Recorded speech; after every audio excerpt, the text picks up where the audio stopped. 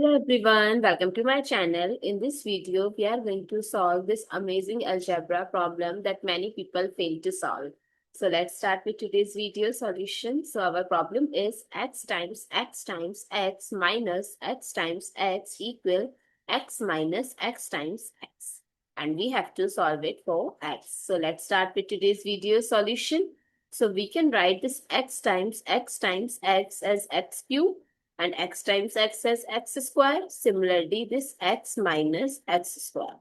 Now, both the sides have x square. So take the other side x square to this side. So this will cancel out. So x cube equal x. Now take the x also to this side. So it's negative x.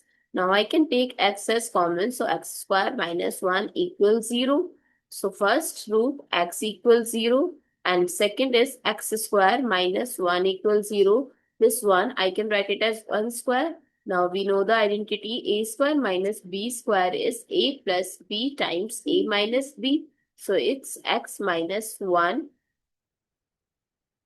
and x plus 1 both equals to 0. So x minus 1 equals 0. So x equal 1.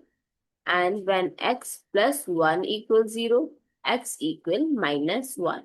So what are the three values of x? 0, positive 1 and negative 1.